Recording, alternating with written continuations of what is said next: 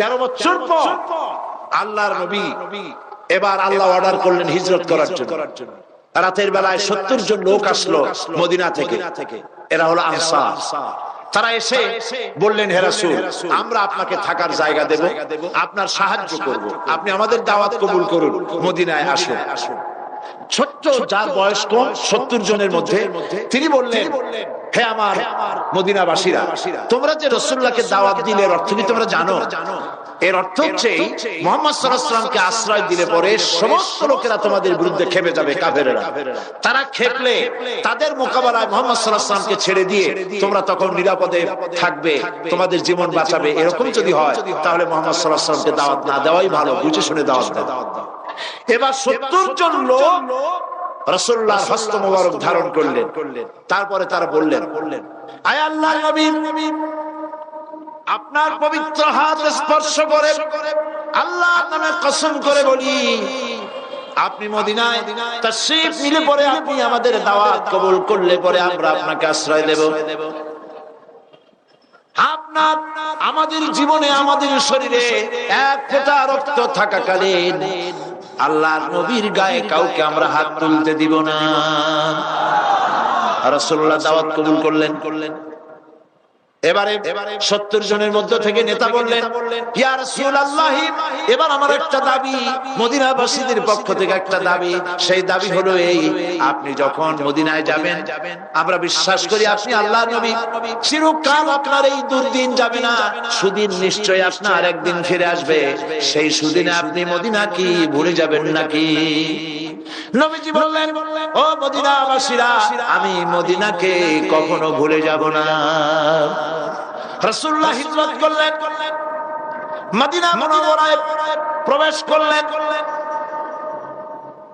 সমস্ত মুসলমান এবং অন্য জাতি লোকেরা, নারী পুরুষ আবাল বৃদ্ধ বনিতা সব গাছে উঠেছে, ছাদে উঠেছে, পাহাড়ে উঠেছে নবীজিকে দেখার জন্য কখন আসবেন। সময় তাদের প্রতীক্ষার শেষ হয় না। হঠাৎ করে এক ইহুদি দূর থেকে চাঁদের মতো দেখতে পেল, আর ইহুদি সর্বপ্রথম খবর দিল মুসলমানদেরকে, বড় সুন্দর চাঁদের মতো কেউ যেন আসতেছেন বলে মনে হয়।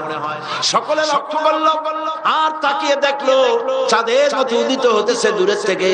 সবাই গিয়ে উঠলো, নারী পুরুষ সম্মিলিত ভাবে, তালাল বদরু আলাইনা, তালাল বদরু আলাইনা মিন সানিয়াতিল ওয়াদাই, ওয়াজাবাশ শুকরু আলাইনা মাদআ লিল্লাহি দাই। আমাদের জন্য পূর্ণিমার চাঁদ উদিত হয়েছে, আমাদের জন্য আল্লাহর শুকর আদায় করা ওয়াজিব হয়ে গেছে। এটা বলার পরে নবীজি যখন প্রবেশ করলেন, সমস্ত মানুষ তাকে আছে, চোখ কেউ ফিরাইতে পারে না। এমন সুন্দর মানুষ জীবনে তারা আর কোনোদিন দেখেনি। সব তাকায় আছে, ছোট্ট ছোট্ট বাচ্চারা চতুর্দিক থেকে নবীজিকে ঘিরে ধরে তাকিয়ে আছে হুজুরের দিকে। নবীজি তাদের মাথার উপরে হাত বুলায়ে প্রশ্ন করলেন, ও মদিনার ছেলেরা, তোমরা, আমি আমার পিতৃভূমি মাতৃভূমি মক্কা ছেড়ে তোমাদের কাছে এসেছি, তোমরা কি আমাকে ভালোবাসবে? তোমরা কি আমাকে ভালোবাসবে? বাচ্চা ছেলেরা নবীজির কথা কি বুঝলো? বাচ্চা ছেলেরা নবীর মুখের দিকে তাকায় বলে, মদিনার ছোট ছোট বাচ্চারা বলছে, ইয়া মুহাম্মদ, হে আল্লাহর রাসূল, শুধু কি ভালোবাসবো? যদি প্রয়োজন হয় বা যখন প্রয়োজন হবে আমরা মদিনার আনসারদের ছোট্ট ছোট্ট বাচ্চা ছেলে মেয়েরা, আমাদের কলিজা আমাদের রক্ত আপনার কদম মোবারক উৎসর্গ করে দেব। রাসূলুল্লাহ মদিনায় ইসলামী স্টেট করলেন। আজ তিনি প্রেসিডেন্ট হয়ে গেলেন, মদিনায় রাষ্ট্র প্রতিষ্ঠা করলেন। আল্লাহ নবী তার প্রেসিডেন্ট হলেন, আর সংবিধান হলো কোরআন শরীফ। কোরআন দিয়া আজকে তিনি প্রেসিডেন্ট হলেন, কোরআন সংবিধান হলো।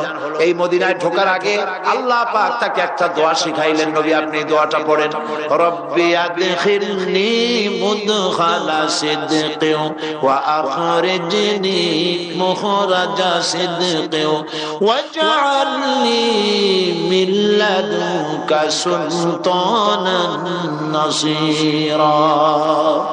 আয় আমার রব, আমাকে সত্যের সাথে প্রবেশ করাও, সত্যের সাথে আমাকে বের করাও। ওয়াজআলনি মিল্লাদুকা সুলতানান নাসীরা, আর আল্লাহ তোমার পক্ষ থেকে আমাকে একটা সাহায্যকারী শক্তি দান করো।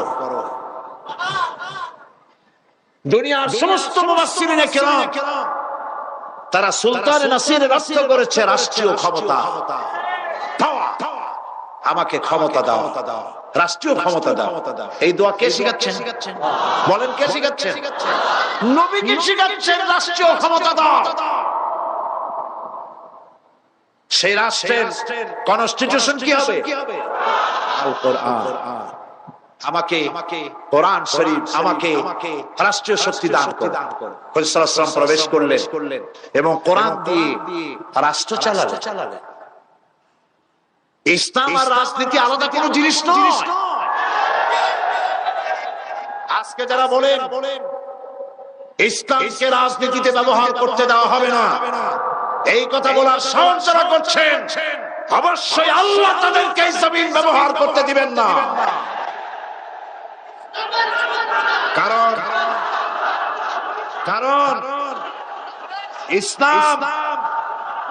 ইসলাম মানুষকে শুধু নামাজ শেখাতে আসে নাই, ইসলাম এসেছে কোরআনের আইন প্রতিষ্ঠা করার জন্য। রাসূল কারীম সাল্লাল্লাহু আলাইহি ওয়াসাল্লাম শুধু রাজনীতি করেছেন, আর কোন নবীরা করেননি। কি বলেন? এই কোরআন শরীফ ইউসুফ আলাইহিস সালামের কথা আছে কিনা? তিনি কি রাজনীতি করছিলেন? কোরআন শরীফ পড়েন। আমি কোরআন পড়ার জন্য সকলকে বিনীতভাবে অনুরোধ জানাই, সবাইকে জানাই। যারা ইসলাম পছন্দ হয় না, ইসলামের রাজনীতি পছন্দ হয় না, তাদেরকে অনুরোধ জানাই, কোরআন পড়ুন, জেহেন খুলে যাবে। রবীন্দ্রনাথের বই পড়ে পড়িয়া অন্তত আর যাই হোক ইসলাম বোঝা যাবে না। ইসলাম বোঝার জন্য রাসূলের কিতাব পড়তে হবে, হাদিস পড়তে হবে, আল্লাহর কিতাব পড়তে হবে, কোরআন পড়তে হবে। শান্তি নিকেতন দিয়ে ইসলাম বোঝা যাবে না। ইসলাম বোঝার জন্য মদিনা বুঝতে হবে, মদিনা বুঝতে হবে।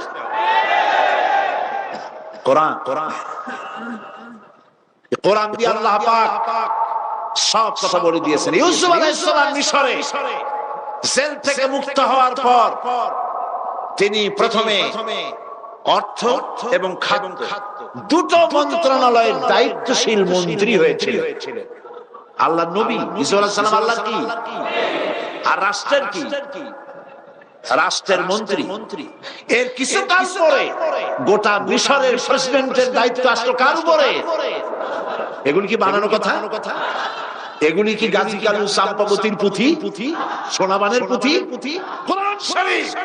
আল্লাহ পাক বলছেন গোটা মিশরের প্রেসিডেন্ট ছিলেন হযরত ইউসুফ আলাইহিস সালাম। এই কথা জানার পরে, বোঝার পরে তুমি মুসলমানের সন্তান হয়ে কি করে বলো যে ইসলামকে রাজনীতি, ধর্মকে রাজনীতি ব্যবহার করতে দেওয়া হবে না? তুমি কে কথা বলা?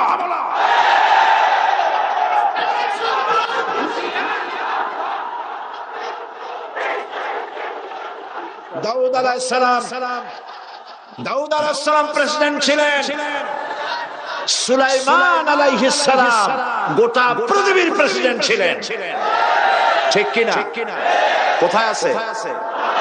কোরআন শরীফ আছে। গোটা দুনিয়ার প্রেসিডেন্ট ছিলেন সুলাইমান আলাইহিস সালাম। মুহাম্মাদুর রাসূলুল্লাহ সাল্লাল্লাহু আলাইহি ওয়াসাল্লামকে আপনারা মানেন? সুবহানাল্লাহ। এই প্রশ্ন তো করাই লাগতো না, তো আমি করলাম কি জন্য? এই জন্য করলাম। মুহাম্মদ সাল্লাল্লাহু আলাইহি ওয়াসাল্লামকে যারা পয়গম্বর মানে, নবী রাসূল মানে, তাহলে তিনি যা করেছেন তাও মানতে হবে। তা যদি না মানো, রবীন্দ্রনাথের গোলাম, আল্লাহর গোলাম নয়, রাসূলুল্লাহর উম্মত নয়। রাসূলুল্লাহ প্রেসিডেন্ট ছিলেন, রাষ্ট্র চালাচ্ছেন, অস্বীকার করতে পারবা? তাহলে কোন সাহসে বলো পৃথিবীর দ্বিতীয় বৃহত্তম মুসলিম দেশে দাঁড়ায়া কোন সাহসে বলো ধর্ম আর রাজনীতি আলাদা? মুসলমান ভাইয়েরা, রাসূল প্রেসিডেন্ট ছিলেন, রিসালাতের উপর ঈমান। রিসালাতের উপর ঈমান তার অর্থ নাকি রাসূলুল্লাহ যা করেছেন তাই করতে হবে। ঠিক কিনা? বলেন সত্য কিনা? যদি নখ কাটি রাসূলের মতো, দাড়ি রাখি রাসূলের মতো, নামাজ পড়ি রাসূলের মতো, জামা পড়ি রাসূলের মতো, সব যদি রাসূলুল্লাহর কথা মতো করি, আর হুজুর যে রাজনীতি করেছেন, অর্থনীতি দিয়েছেন, সমাজনীতি দিয়েছেন, হুজুর যে তার রাজনৈতিক জীবন ছিল সেইটা যদি বাদ দেন, তাহলে কিয়ামতে আল্লাহর কাছে জবাব দিতে পারবেন? পারবেন? রাসূল করিম সাল্লাল্লাহু আলাইহি ওয়াসাল্লাম যে রাষ্ট্র তৈরি করেছিলেন সেখানে অশান্তি ছিল না শান্তি ছিল? সেখানে কি দলীয়করণ ছিল, আত্মীয়করণ ছিল, চুরি ডাকাতি ছিল, জেনা ব্যভিচার ছিল? রাসূলুল্লাহ বলেছেন খায়রুল কুরুনে কারনি, সর্বশ্রেষ্ঠ যুগ আমার যুগ। ওইরকম আরেকটা যুগ আবারও হইতে পারে, পারে কিনা? পারে কিনা? আপনারা তো চান কিনা? কারা কারা চান দুই হাত উঁচু করে দেখান তো। আলহামদুলিল্লাহ, হাত নামান, হাত নামান, হাত নামান, বসেন।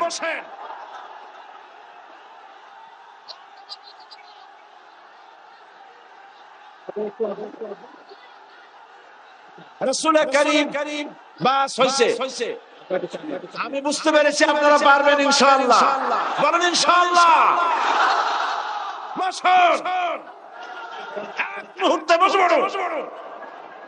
আমি বুঝছি আপনারা দাঁড়াইছেন কেন। আমি বললাম হাত উঁচু করতে, আপনি উঁচু করলেন সবটা। তার মানে হলো অনেক সময় বসে থাকছিলেন, কোমর ব্যথা ছিল, এই সুযোগটা কাজে লাগাইলেন। আমিও কিছু মনে করলাম না। বিষয়টা হচ্ছে যে আল্লাহ রাব্বুল আলামিন তার নবীকে দিয়ে কোরআন চালু করেছেন, কোরআন প্রতিষ্ঠা করেছেন। সুবহানাল্লাহ। এখন পাওয়ারটা কারে বলে দেখেন। পাওয়ার, রাষ্ট্রীয় শক্তিটা কি? আমি তো খালি অনুরোধ করতে পারি, সিনেমার পোস্টারগুলি, নোংরা পোস্টার দিয়ে দেশটারে সর্বনাশ করিয়েন না। আমি শুধু অনুরোধ করতে পারি, আর কিছু পারি না? পারি না। একজন শুনেছিল টাকায় টাকা টানে, এই কথা শুনে সে চিন্তা করলো আচ্ছা টাকায় যদি টাকা টানে তো আমার তো অল্প হলেও আছে, দেখি টাকায় টাকা টানে কিনা। একদিন সে দেখতে পাচ্ছে ব্যাংকের ভিতরে ক্যাশিয়ার অনেকগুলি টাকা নিয়ে বসে গোনার কাজে লেগে গেছে। তখন তার পকেটের মধ্যে একটা টাকা ছিল, রূপার টাকা। টাকাটা জানলার ফাঁক দিয়ে ছুঁড়ে মেরেছে অনেক টাকার মধ্যে, আশা যে এই টাকায় অনেকগুলি টাকা নিয়ে জানলার ফাঁক দিয়ে বাড়াই আসবে। আধা ঘন্টা, 1 ঘন্টা জানলার ফাঁক ফোক দিয়েও কিছু বিমর্ছে না, টাকা তো বেরোয় না। আমার 1 টাকা সেও তো বেরোয় না, অনেক টাকা আনা তো দূরের কথা। দারোয়ান পিছন থেকে এসে গলা চেপে ধরছে, এই বেটা পজিশন নিয়ে কি দেখি, চোর না ডাকাত? কয় ভাই আমি চোর না ডাকাত না, আমি শুনছিলাম টাকায় নাকি টাকা টানে, সেই জন্য আমার পকেটে 1 টাকা ছিল, সেই টাকাটা ছুড়ে মারলাম। প্রায় 1 ঘন্টা হয়ে গেছে, অনেক টাকা তো দূরের কথা, আমার আসল টাকাটাও ফেরে না। দারোয়ান কয় যে আসলে বেটা কথা তো ঠিকই শুনছো, টাকা টাকা টানে, তোমার 1 টাকা অনেক টাকা টাইনে ধরছে, ওরা আবার বাইরে উপায় নাই। গরিবের টাকা ধনীরা চিরকাল এভাবে শোষণ করে।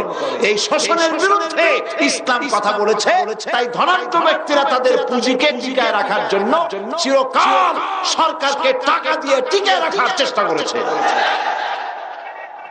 জনগণ চায় না সরকারকে, কিন্তু বিত্তশালীরা কোটি কোটি টাকা দিয়ে তাদেরকে প্রতিষ্ঠিত করার জন্য আবহমান কাল থেকে চেষ্টা করে আসছে। ধনীরা এভাবে চেষ্টা করলো, আর বাধা দিল একদিকে রাষ্ট্রশক্তি, আর একদিকে বাধা দিল ধনাঢ্য ব্যক্তি, আর একদিকে বাধা দিল ধর্মের নামের এক শ্রেণীর ব্যবসায়ের দল। ওরা কারা? ওদের সম্পর্কে কোরআন শরীফ বলছে ইন্না কাসীরাম মিনাল আহবারি ওয়ার রুহবান লা ইয়াকুলুনা আমওয়ালান নাস বিল বাতিল ওয়া ইয়াসুদ্দুনা আন সাবিলিল্লাহ। আহলে কিতাবের মধ্যে এক শ্রেণীর পীর দরবেশ জাতীয় লোক এরকম আছে যারা জনগণের মাল বাতিল পন্থায় ভক্ষণ করে। কে বলছেন এই কথা? কে বলছেন? আল্লাহ পাক জনগণের টাকা বাতিল পন্থায় গ্রহণ করে, বাতিল পন্থায় খায়। এখানেই শেষ না, তারা আরো এক ধাপ এগিয়ে ওয়াসুদ্দুনা আন সাবিলিল্লাহ।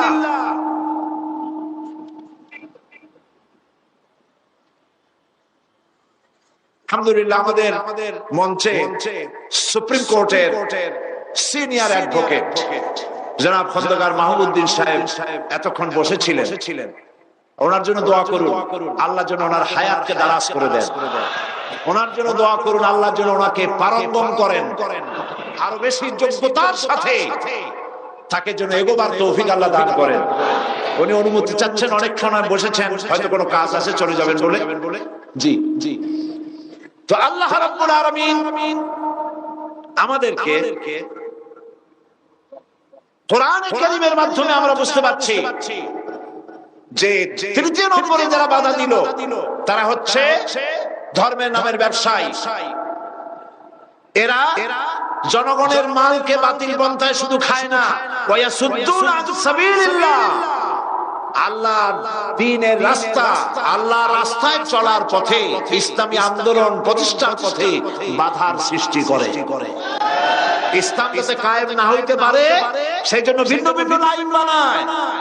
কত লাইন বানায় দেখছেন, লাইনের কোনো অভাব নাই, মহা পবিত্র লাইন। আশ্চর্য কথা, দাবি করে সম্রাট, আবার মুহাম্মদ ইসলামের পুনর্জীবন দানকারী। কত বড় কপাল পোড়া! মুহাম্মদ ইসলামের পুনর্জীবন দানকারী, তুমি কে গো?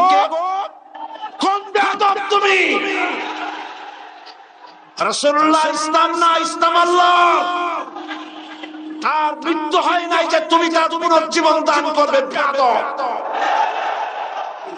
কে তোমাকে সম্রাট বানিয়েছে? ফকির হতে চেষ্টা করো, আল্লাহর ওলিরা সব ফকির ছিলেন। বাড়ির নাম রাখছে বাবে রহমত, এটা বাবে গজব। এটা কি? যে বাড়ি তুমি পায়খানা করো, যে বাড়িতে বিবির সাথে মিলিত হও, সেই বাড়ি বাবে রহমত হয় কি করে? জাহান্নামের দরজা বাড়ির নাম রাখো। বেদাত, শিরক এবং বেদাত দিয়ে দেশ ভরে যাচ্ছে, আর এইগুলি আবার রেডিও টেলিভিশন তাদেরই প্রচার হয়। যেহেতু ওগুলি আল্লাহর আইনের কথা বলে না, এরকম কথা বলা হয় যে ওনার ওখানে নাকি আল্লাহ নিজে এসে মোনাজাত ধরে। আল্লাহ মোনাজাত করে কার কাছে? এমন বেয়াদব দুনিয়ায় থাকে। আহা,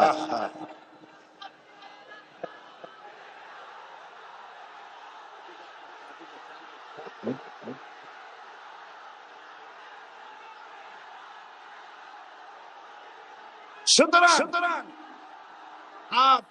এক শ্রেণীর ব্যবসায়ী নিজেদের ব্যবসার জন্য তারা এই বেদাত এবং শিরক চালু করছে, শিরকের কথা চালু করছে, বেদাত চালু করছে। মুসলমানদেরকে আজ একথা বুঝতে হবে, শিরক হচ্ছে মস্ত বড় অপরাধ। এই কথা বলার মতো বেয়াদবি আজ পর্যন্ত কেউ করে নাই যে মুহাম্মদ সাল্লাল্লাহু আলাইহি ওয়াসাল্লামের ইসলামের পুনর্জন্ম দানকারী তিনি। বলেন নাউজুবিল্লাহ। আল্লাহ হেদায়েত করুন, বলেন আমিন। সাপ যেমন বিষাক্ত, শিরক এবং বিদআত যারা চালু করে এর থেকেও বিষাক্ত।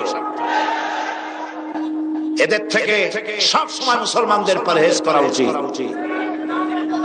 এই জাতীয় লোকগুলি যারা ইসলামের বিরুদ্ধে কাজ করে তাদের সম্পর্কে আপনাদেরকে সতর্ক থাকতে হবে। এই তিন শ্রেণীর লোকেরা চিরকাল ইসলামকে বাধা দিয়েছে, ইসলামের পথে অগ্রগতির পথে বাধা দিয়েছে।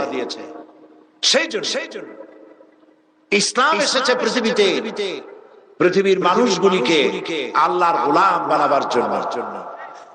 আল্লাহর প্রতিনিধি হয়ে আল্লাহর আপনি আল্লাহ কর্তৃক নিয়োজিত প্রতিনিধি তো আপনি নন। আল্লাহ নিয়োজিত প্রতিনিধি হলেন পয়গম্বরেরা। কারা? আল্লাহর পয়গম্বরেরা। সেজন্য আল্লাহ পাকের নির্দেশ অনুযায়ী পয়গম্বরেরা দুনিয়ায় দ্বীনের দাওয়াত পেশ করেছেন। বাধা দিয়েছে এই তিন শ্রেণী, কিন্তু বাধা যত দিয়েছে হাজারো বাধার মধ্য থেকে ইসলাম মিটে যায় না। ইসলাম মিটে গেছে। আল্লাহ রাব্বুল আলামিন বলেন, ইউরিদুনা লিইউতফিউ নূরাল্লাহি বিআফওয়াহিহিম ওয়াল্লাহু মুতিম্মু নূরিহি ওয়ালাউ কারিহাল কাফিরুন। ওরা চায় মুখের ফু দিয়ে আমার আলোকে নির্বাপিত করে দেবে। আল্লাহ পাক বলেন, আমি আমার আলোকে পূর্ণতা দান করব, তাতে কাফের বেঈমানদের মনের ভিতরে যতই জ্বালা যন্ত্রণা হোক, যত কষ্ট হোক, ইসলাম তার পূর্ণতা লাভ করবে। আর আমরাও একথা ভাবি, আমাদের দেশেও যত অত্যাচার, যত জুলুম হোক, ইসলাম এদেশে অবশ্যই প্রতিষ্ঠা লাভ করবে ইনশাআল্লাহ। আমার বন্ধুগণ, নবুয়ত, আল্লাহ রাসূলের প্রতি ঈমান, তুমিনুনা বিল্লাহি ওয়া রাসূলিহি, রাসূলের প্রতি ঈমান আনার অর্থই হলো এই, রাসূল যা এনেছেন তা গ্রহণ করতে হবে। আল্লাহ পাক বলেছেন, মা তাকুমুর রাসূলু ফাখুযুহু ওয়া মা নাহাকুম আনহু ফান্তাহু। নবীজি বলেছেন, আল্লাহ পাক বলেছেন, তোমাদের রাসূল তোমাদের জন্য যা আনয়ন করেছেন, যা নির্দেশ করেছেন তা গ্রহণ করো, যা নিষেধ করেছেন তার থেকে ফিরে থাকো। আল্লাহ পাককে পাওয়ার জন্য আল্লাহ পাক পথ দেখায় দিচ্ছে। قل إن كنتم تحبون الله فاتبعوني يحببكم الله ويغفر لكم ذنوبكم والله غفور رحيم। আল্লাহ পাক বলেন, হে নবী আপনি বলুন, ইন কুনতুম তুহিব্বুন আল্লাহ, যদি তোমরা আল্লাহকে ভালোবাসো। আমরা কি আল্লাহরে ভালোবাসি? সবাই ভালোবাসি। আল্লাহ পাক বলেন, নবী আপনি বলেন, আল্লাহকে যদি তোমরা ভালোবাসো তাহলে আমার অনুসরণ করো, আমার অনুকরণ করো। কার? রাসূলের অনুসরণ অনুকরণ করো। যারা রাসূলুল্লাহর অনুসরণ অনুকরণ করবে, আল্লাহ পাক বলেন, রাসূলকে অনুসরণ যদি করো, ইউহিব্বুকুমুল্লাহ, তাহলে আল্লাহ পাক তোমাদেরকে ভালোবাসবেন। সুবহানাল্লাহ বলতে ইচ্ছে করে না? মানে আমরা দাবি করলাম আল্লাহ তোমাদের ভালোবাসে, আল্লাহ আমাদের ভালোবাসবেন না, একটা শর্তে ভালোবাসবেন। কয়টা শর্ত? একটা শর্ত। শর্তটা কি? শর্ত হচ্ছে রাসূলের অনুসরণ করো। তা থেকে শুরু করে মাথা পর্যন্ত রাসূলের অনুসরণ অনুকরণ করো, তাহলে কি হবে? আল্লাহ তোমাদেরকে ভালোবাসবেন। সুবহানাল্লাহ। শুধু ভালোবাসবো না, আল্লাহ পাক বলেন, ওয়ায়াগফির লাকুম যুনুবাকুম ওয়াল্লাহু গফুরুর রহিম। শুধু ভালোবাসবো না, তোমাদের জিন্দেগীর সমস্ত গুনাহ খাতা আমি আল্লাহ মাফ করে দেব। বিশ্বকবি, কবি সম্রাট আল্লামা ইকবাল এই ব্যাপারে আয়াতের ব্যাখ্যায় তিনি বলেন, কি মুহাম্মদ সে ওয়াফা তूने तू हम तेरे हैं, कि मोहम्मद से वफा तूने तू हम तेरे हैं, ये जहां चीज ही क्या लोहो कलम तेरे हैं। মুহাম্মদ সাল্লাল্লাহু আলাইহি ওয়াসাল্লামের সঙ্গে যদি তোমার মহব্বত জুড়ে যায়, তার অনুসরণ যদি তুমি করতে পারো, আকাশ আর জমিন তো দূরের কথা, লৌহ কলম পর্যন্ত আল্লাহ তোমার জন্য করে দিবে। রাসূলের মতো হয়ে যাও, তার অনুসরণ তার অনুকরণ করো। নামাজ পড়বো কার মতো? বলেন কার মতো? রাসূলের মতো। জামা গায়ে দেবো কার মতো? দাড়ি রাখবো কার মতো? দাড়ি, নবীরও দাড়ি আছে, আবার কবিরও দাড়ি আছে। নবীর দাড়ি আর কবির দাড়ি, দুই দাড়ি তো এক না। দুই দাড়ি কে? দাড়ি রাখবো কার মতো? নবীর মতো। নবী যেমনি রাখতে বলছে, কোন কথা আল্লাহর নবী বাদ দেন নাই। হাতের নখ কাটা থেকে শুরু করে রাষ্ট্র পরিচালনা পর্যন্ত সব আল্লাহর নবী শিখায় গেছেন। সুবহানাল্লাহ। রাষ্ট্র কেমনে চালাইবেন তা রাসূলুল্লাহ শিখান নাই? সব শিখিয়ে দিয়েছেন, কোনো জিনিস বাকি রাখেন। এই জন্য অনুসরণ অনুকরণ হতে হবে সবটা মুহাম্মদুর রাসূলুল্লাহ সাল্লাল্লাহু আলাইহি ওয়াসাল্লাম। এটাই হচ্ছে ঈমান, রাসূলের প্রতি ঈমানের এটাই হলো দাবি। সেই দাবি পূরণ না করে রবিউল আউয়াল মাস যখন আসে, রবিউল আউয়াল মাসে সমস্ত লোকেরা একত্রিত হলো, ইয়া নবী সালাম আলাইকা, ইয়া রাসূল সালাম আলাইকা, ইয়া হাবিব সালাম আলাইকা। গরম গরম জিলাপি চলল, সব জিলাপি খায় শেষ করে দিল। ভাত খানাই, হে রাসূল আপনাকে আর কত ভালোবাসবো, আপনার মহব্বতে আমার শহরের সব মিষ্টির দোকান শেষ। এটা কি ভালোবাসা হইল?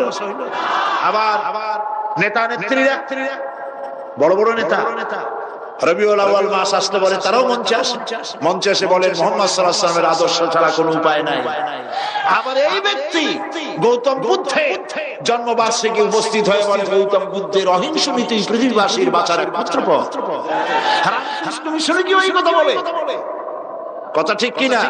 অনুকূল ঠাকুরের অনুষ্ঠানে গিয়েও সেই কথা বলে, আবার দুর্গা পূজায় গিয়েও বলে এটা বাঙালি জাতির উৎসব। আমি বুঝি না এরপরেও তার ধর্মমন্ত্রিত্ব থাকে কেমন? এইটা মাওলানা নামের কলঙ্ক।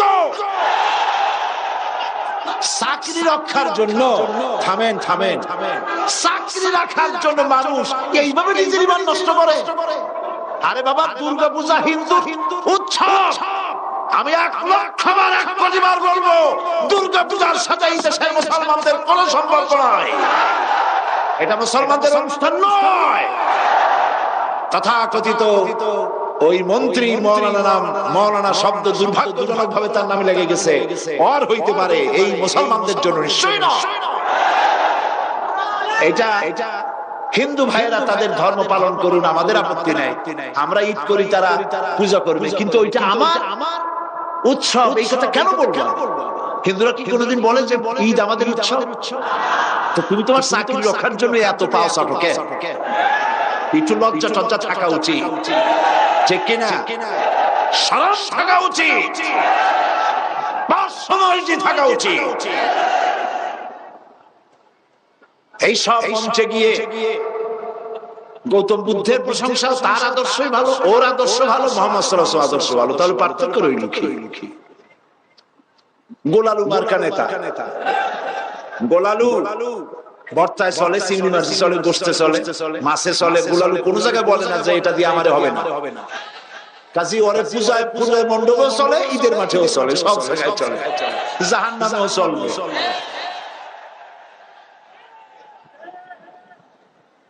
রাসূল করিম সাল্লাল্লাহু আলাইহি ওয়াসাল্লামের আদর্শ, আমার নাম মুসলমান। আমার নাম কি?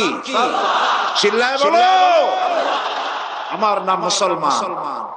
আমি কারোর সাথে মিশে যাই না। আমার অস্তিত্ব আলাদা। আমার কৃষ্টি, আমার কালচার, আমার সংস্কৃতি পৃথিবীবাসীর থেকে সম্পূর্ণ আলাদা।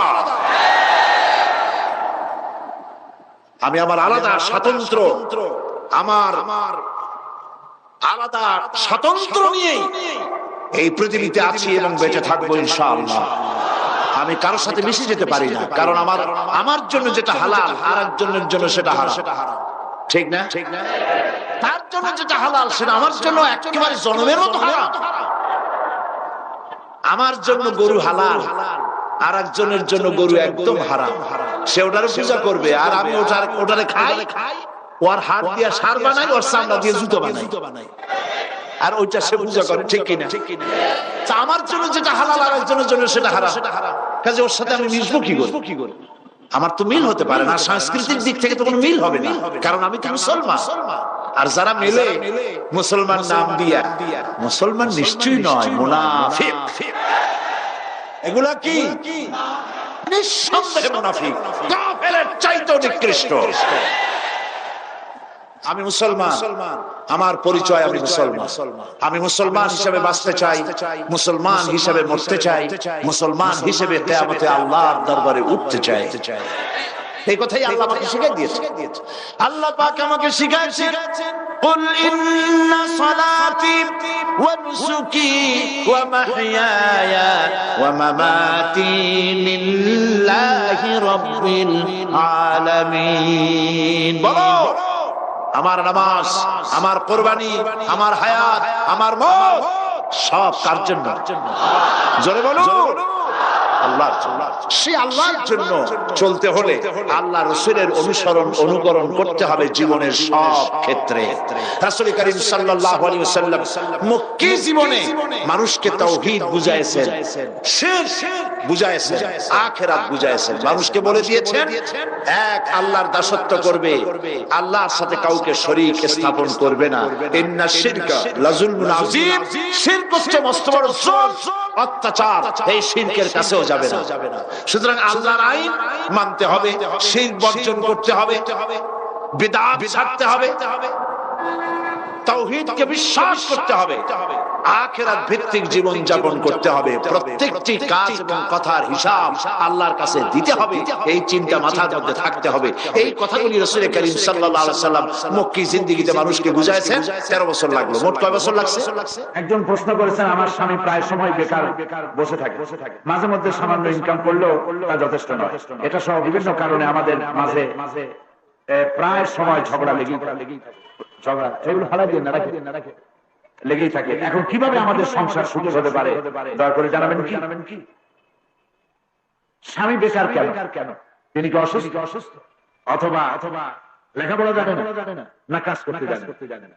স্বামীকে ইনকামের কারণে যদি ঝগড়া হয় তাহলে এই ঝগড়া বন্ধ হওয়া উচিত।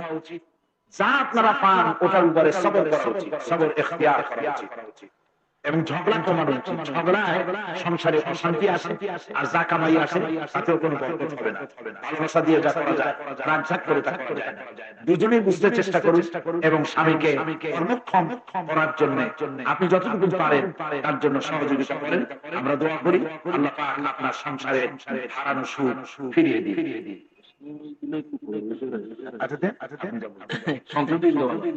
আমাদের জনাব অধ্যাপক ফকিজুর রহমান সাহেব তিনি বলছেন প্রশ্নের দিলে নাকি প্রশ্নের জবাবগুলি দিলে বেশি উপকার হয় মা বলতে।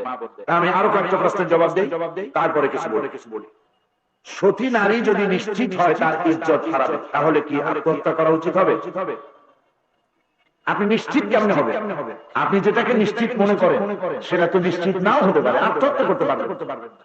হযরত ইউসুফ আলাইহিস সালাম তাকে যখন জুলাইখা প্রেম নিগড়ে আবদ্ধ করলো, উলঙ্গ ছবি দিয়ে ঘরটা ভরে রাখলো, দরজাগুলিতে তালা লাগায় রাখলো, পালাবার কোনো রাস্তা নাই, নিশ্চিত ভাবে ইউসুফ আলাইহিস সালামের চরিত্র ধ্বংস হবে এমন একটি পরিস্থিতির মোকাবেলা তাকে করতে হলো।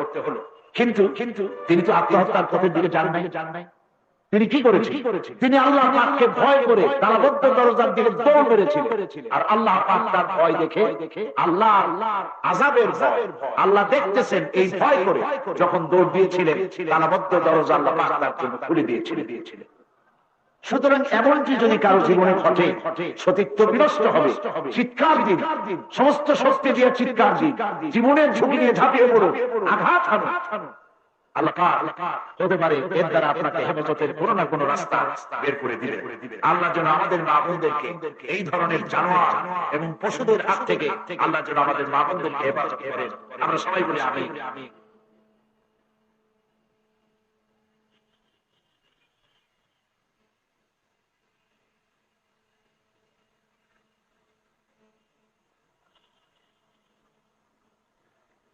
আমার বড় ছেলে এমবিবিএস ডাক্তার, সে নামাজ পড়তে চায় না। নামাজের প্রতি তার আকর্ষণ বাড়ানোর উপায় কি?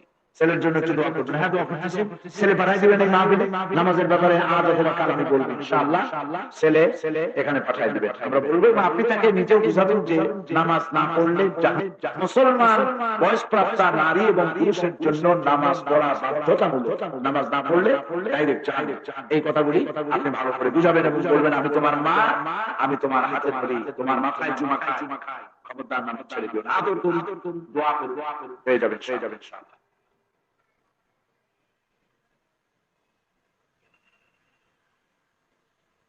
কোন এক ভদ্রলোক শহর থেকে বিয়ে করে গ্রামের বাড়িতে নিয়ে যায়, কিন্তু মেয়েটি যখন শহরে গ্রামে থাকা তার পক্ষে সম্ভব, সে পরিবেশকে মানিয়ে নিতে পারে। স্বামী চায় তাকে শহরে রাখতে, কিন্তু মা বাবা মনে কষ্ট পাবে বলে শহরে আনতে পারে। এই মুহূর্তে স্বামীর করণীয় কি? কিসব জটিল ব্যাপার! এগুলি সাংসারিক ভাবে বুঝাই নিতে হবে। মেয়েকে কখনো আনতে হবে শহরে, কখনো গ্রামে। শহরে যে বড় হয় তার শহরে একটা মানসিকতা তৈরি হয়, গ্রামে অ্যাডজাস্ট করা কঠিন হয়ে যায়, এটা স্বাভাবিক। সেই জন্য সারাক্ষণ তাকে গ্রামে না রেখে সপ্তাহে অন্তত 2-1 বার শহরে আনা, একটু বেড়াইতে আনা, একটু চেঞ্জ, একটু পরিবর্তন, একটু কক্সবাজারে নিয়ে যাওয়া সহকারে। এগুলি নবী করিম সাল্লাল্লাহু আলাইহি ওয়াসাল্লাম নিজের স্ত্রী নিয়ে দৌড়দৌড়ি করেন নাই, স্ত্রীর মনোরঞ্জনের জন্য করেন নাই, করেছেন। কাজে স্বামীরও উচিত স্ত্রীর মনোরঞ্জনের জন্য মাঝে মধ্যে শহরে আনা, গ্রামে নেওয়া, বেড়াইতে যাওয়া। এতে করলেই হয়ে যাবে। কত কথা আমি বলবো, নিজেরাও কিছু বুঝিনি।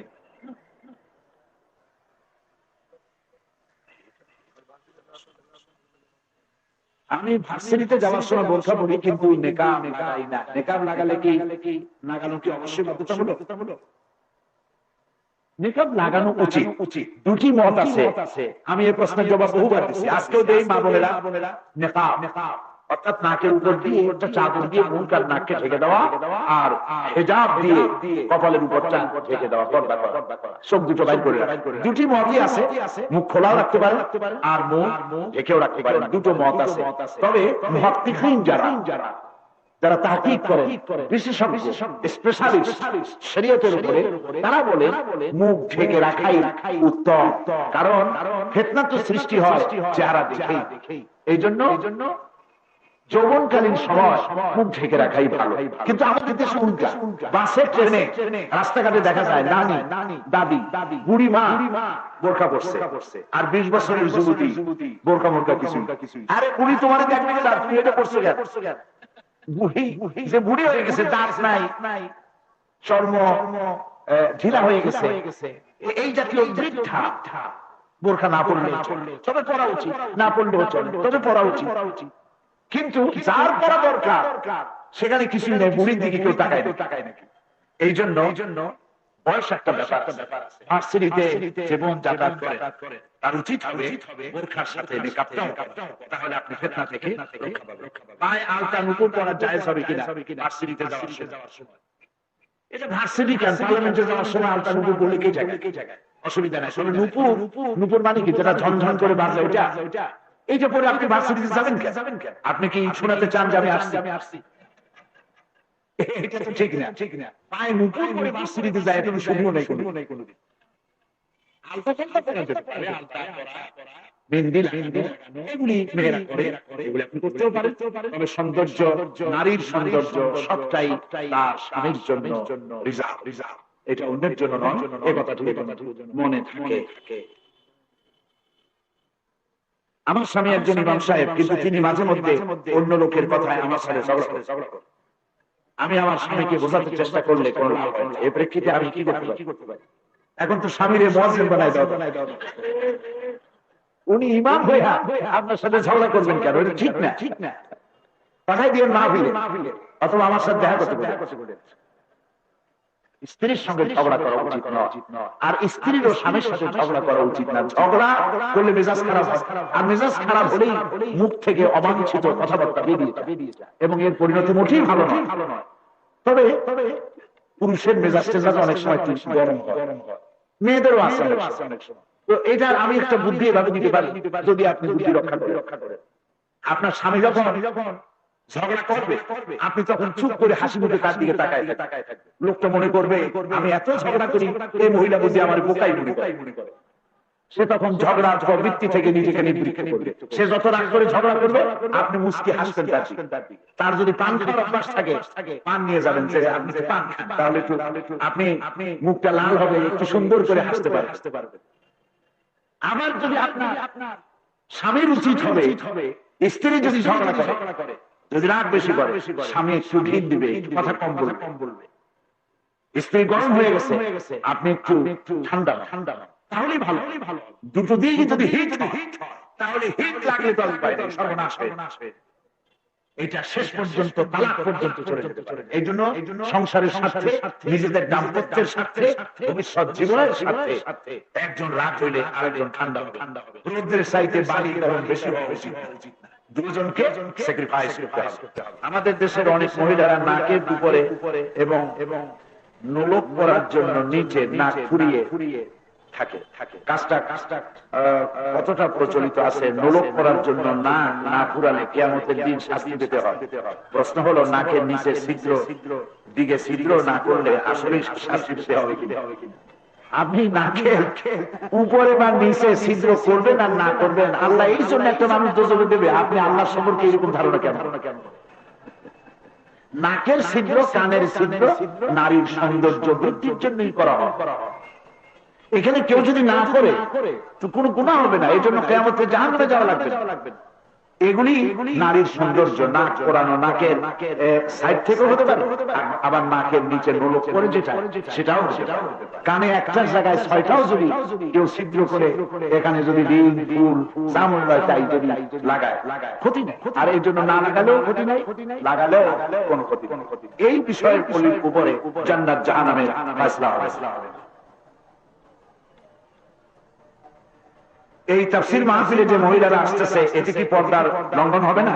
অনেক মহিলা বেপর্দা আসে, তাছাড়া মহিলাদের চক্ষুসম পুরুষদের উপর পড়তেছে, সম্পর্কে কিছু বলবেন কি? অন্য মেয়ে লোকের চোখ পুরুষদের উপর পড়ে তা আপনি জানেন কেমনে? তাফসীরের মাহফিলে মা বোনেরা যে আসেন পর্দা করেই আসেন, আর যদি কেউ বোরখা না পরে আসে বুঝতে হবে হয়তো বোরখা কেনার মতো তার অর্থ নাই, অথবা বোরখা পরার গুরুত্ব তিনি অনুধাবন করেন নাই। এই দুটোর একটা হবে। কাজেই মাহফিলে আসলে পর্দার প্রশ্ন ওঠে, সিনেমায় যাওয়ার ব্যাপারে তো পর্দার প্রশ্ন ওঠে না। বিবাহে মাহফিলে বিবাহে যখন যায় সাজসজ্জা করে তখন তো পর্দার প্রশ্ন ওঠে না, সেইখানে তো হিদায়াতের কোনো কথাই বলা হয় না, বরং আরো সর্বনাশ হয়।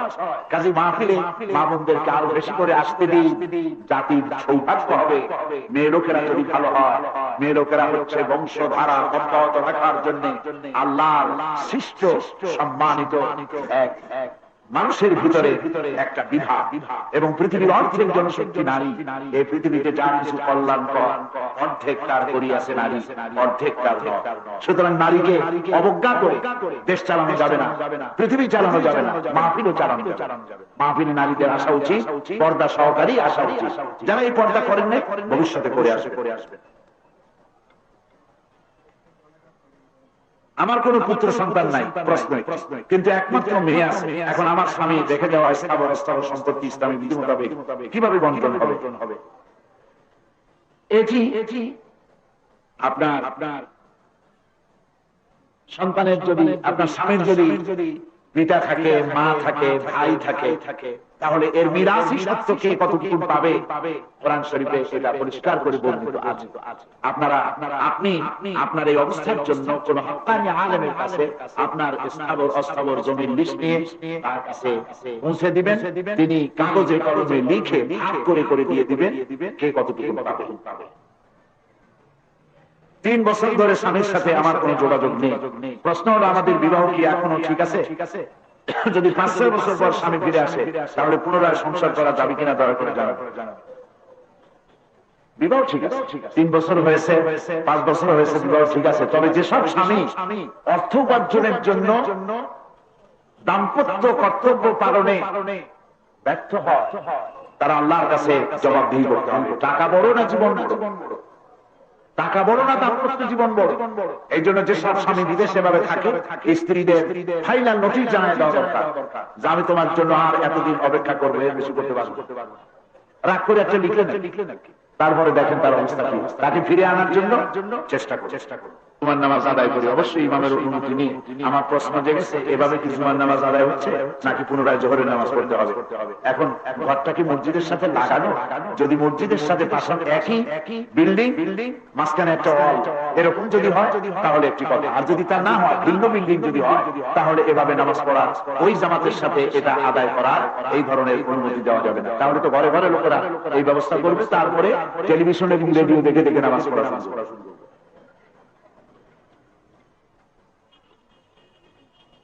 স্বামী মারা গেছে 2 মাস আগে, হজে যাওয়ার সমস্ত প্রস্তুতি নিয়েছে, আমিও যাবে বলে নিয়োগ করেছি, কিন্তু এই মুহূর্তে আমার মরহুম স্বামীর জন্য করণীয় হজের ব্যাপারে।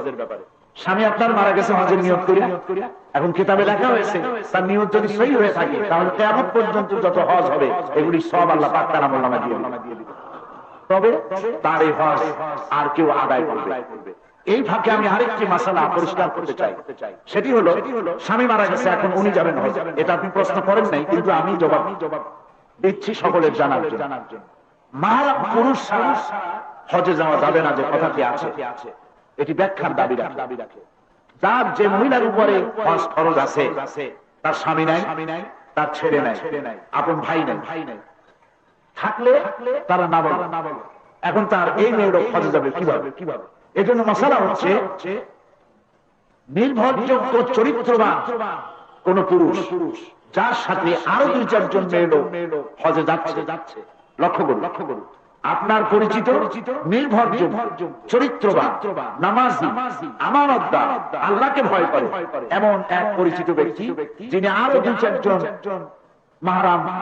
মহরমা মহিলা সাথে নিয়ে স্ত্রী অথবা বোন বা মা নিয়ে হজে যাচ্ছে এমন একটি পুরুষের মেয়েদের সাথী হয়ে আপনি হজে করতে পারবেন। শাওয়ালের চাঁদের যে 6 রোজা রাখা হয় ফরজ ভাঙতি রোজা থাকলে ফরজের নিয়ত করলে একসাথে করতে হবে কিনা না, পাইকারি দরে আপনি দুইটা একসাথে করলে পারবেন। এটা হলো মিনিমাম লেবার ম্যাক্সিমাম প্রফিট আশা করা। আপনাদের ভাঙতি রোজা যেটা আছে ওটা আলাদা আর 6 রোজা আলাদা। শাওয়ালের 6 রোজা রাখলে পরে নবী সাল্লাল্লাহু আলাইহি ওয়াসাল্লাম বলেছেন সারা বছর রোজা রাখার সওয়াব আল্লাহ পাক দেন। বিস্মান করে মৃত্যুবরণ করা এটা কি আল্লাহর হুকুমই হয়ে থাকে? এই মৃত্যুর কি কোনো ক্ষমা নেই? আমি মা হিসাবে কিভাবে তার জন্য ক্ষমা চাইতে পারি? এবং আল্লাহ নাজাত দিবে। মৃত্যুর সময় তার বয়স সর্বোচ্চ 7 মাস ছিল। বুঝতে পারি নাই করে ফেলেছে, তার জন্য আপনি দোয়া করবেন আল্লাহ যেন তাকে মাফ করে দেয়। তবে আল্লাহর হুকুমে হয় এই কথাটি আক্ষরিক অর্থে সঠিক নয়। যেমন বলা হয় আল্লাহর হুকুম ছাড়া গাছের পাতাও নড়ে না, এই কথাটি আক্ষরিক অর্থে সঠিক নয়। এগুলি একটি সিস্টেম, বাতাস হলেই পাতা নড়বে, নদীতে বাতাস সৃষ্টি হলে তুফান হবে, এগুলি সিস্টেম আল্লাহ করে রেখেছে। এক সময় একটি সিস্টেম করে রেখেছে, সেই সিস্টেমে সব। আপনি যদি এভাবে বিশ্বাস করেন যা হয় আল্লাহর হুকুমে হয়, তাহলে কেউ আপনাকে একটা থাপ্পড় মারলো, অপমান করলো, আপনি কেস করবেন কেন? বলবেন আল্লাহর হুকুমে থাপ্পড় মারছে। আপনার বাড়ি চুরি হয়েছে, ডাকাতি হয়েছে, আপনি কেন মামলা করবেন? মনে করবেন আল্লাহর হুকুমে যা ছিল চোরে নিয়ে গেছে, আলহামদুলিল্লাহ আপনি দোয়া করবেন। বিষয়টি এমন নয়। আল্লাহ পাকের নলেজে সবকিছু আছে, আল্লাহ সব জানেন এবং একটি সিস্টেমের উপর দিয়ে সবকিছু পরিচালিত হয়। এই ছেলেটির নিয়তি ছিল সে এভাবেই মরবে, এটা আল্লাহর জানা আছে, এটা আল্লাহর হুকুম, আল্লাহর জানা আছে। একটা মানুষ খুন হয়েছে, এটা আল্লাহর হুকুমে খুন হয়নি, আল্লাহর জানা আছে যে সে খুন হবে। যেমন আরেকটা দৃষ্টান্ত দেই, হেডমাস্টার, স্কুলের হেডমাস্টার একটা ছেলেকে বলল আমার মনে হয় তুমি ফার্স্ট হবে।